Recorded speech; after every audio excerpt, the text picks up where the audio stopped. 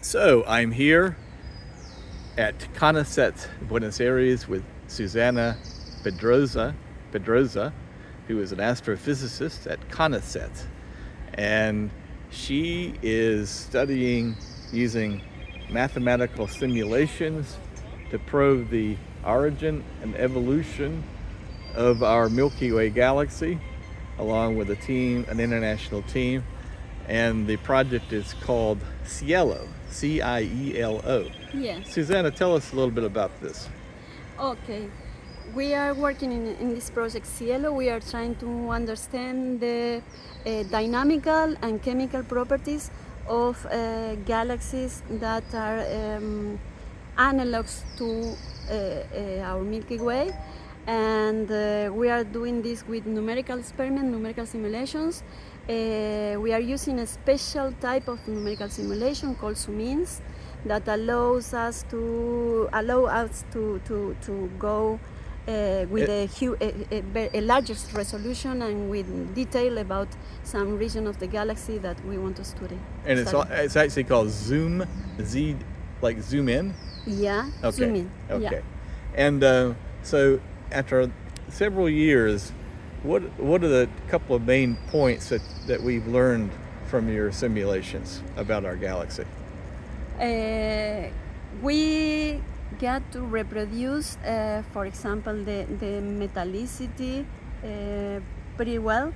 Which is what? The metallicity? The amount of chemical elements that are present in the gas and in the stellar particles, and we obtained dynamical property, very interesting dynamical properties, and that confirm that our galaxies are reproduced well the Milky Way analogs, and some that indicate that we should look for example, details within the bulge of the Milky Way in order to check something that the simulation is predicting.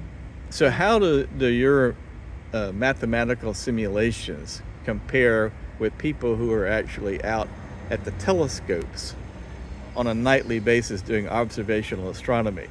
Because you use their data, you use their archive of data, but Yeah. how does it actually, what's the difference between people who are actually looking at and analyzing images compared to people who, like yourself, who really use clusters of computers, and not Exactly. supercomputers, but you're using No. clusters of computers to Exactly. do these very intricate mathematical simulations of the evolution and formation of our Milky Way. How would you compare those two?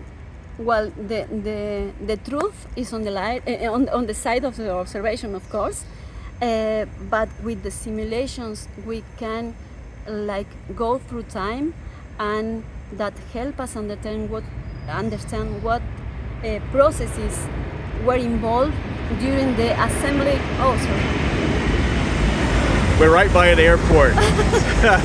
Oh my God, sorry.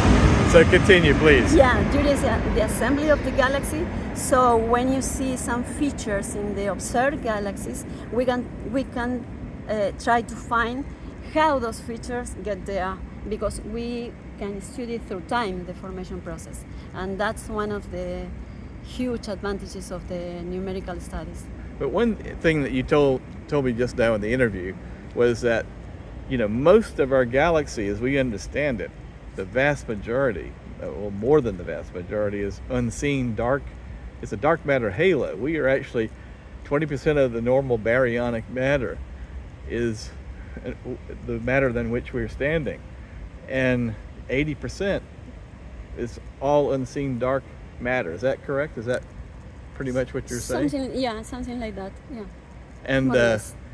how does that happen? So in other words, the dark matter halos are there, and then the normal gas and dust or whatever it is at the beginning of time is attracted to the dark matter gravitationally, and then what happens? The dark matter acts like wells, potential wells, Potential where well, yeah. potential wells where the baryons can condense without being destroyed by radiation or without being wiped out.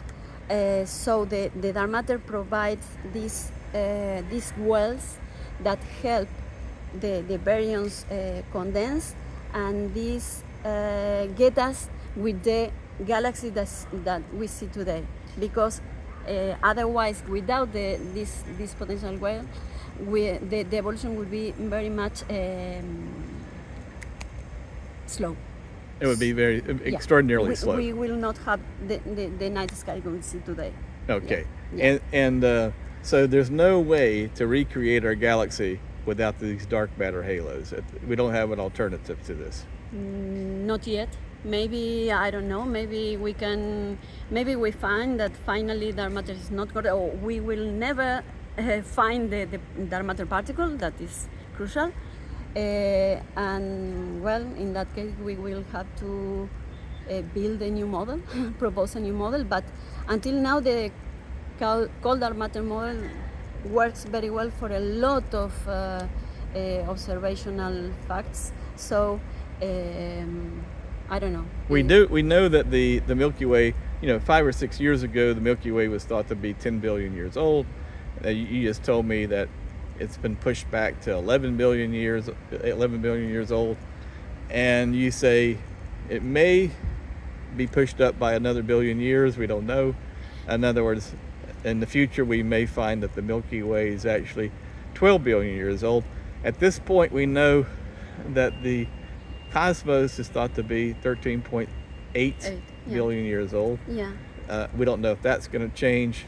We are in a state of flux in terms of theoretical cosmology, correct? The thing is, you have so many models, because you have so many things that you don't know, or you don't know, you are not able to observe. So you have to go through a lot of models, and that models can be incorrect or not very well adjusted. So it is expected that you will get better, I don't know, you will tune better when you have more data, and when you have like perfected the models to a good point. So right now we're fine-tuning and trying to perfect the models, and that's part of what of your work. Yeah. But you said something very interesting. You didn't give me a hard number or an estimate of how many Milky Way analogs might be in the local universe or even in the cosmos, but you yourself thought that in some way we are here to talk about all this because we do live in a Milky Way type galaxy. Yeah. Is that right? Yeah. So what do you mean? What do you mean by that? I think that I'm, but this is this is your not opinion. Scientific This proof. is your opinion. Yeah. This is your opinion. I think that most probably there will be, I don't know, hundreds of millions of systems like of Milky Ways and planets in there that most probably will have conditions similar to us, and most probably one species will be able to appear and survive. And we are not we have not yet get not to kill us, so maybe I'm almost convinced that there has to be many more civilizations around there. Civilizations out there. Yeah, but it's completely personal. But I mean, but the point that you were making, I think, was that the Milky Way, there may be Milky Ways like our own may be ubiquitous, but ours seems to be a little bit special. Why? In what sense? Well, the metallicities over time, the fact that it was formed not long, basically the mergers, the morphology was pretty much set at a very early age. I'm not trying to put words in your mouth. No, but there's a lot of spiral galaxies that would be similar to the Milky Way. Okay. Yeah. So it's not. We are not. So we can't say so that. special. So we can't say that our Milky Way. It's different from the other other galaxies. Yeah. But we can't really say that their life would not evolve to an intelligent state and other types of galaxies. Exactly. But we're still trying to place parameters on our own home galaxy. Yeah, yeah. Okay. And so how much longer will this project go on, the CIELO The project? CIELO, I guess we have for like 4 or 5 years more. Yeah, Right. probably. Okay. Well, right now, I mean, this is a beautiful spot, even though it's hot and humid. We're Yeah. pretty privileged to be here, I think. So, thank you so much, Susana, for all your time today. Thank you for welcoming me here. Thank you for inviting me. Bye bye.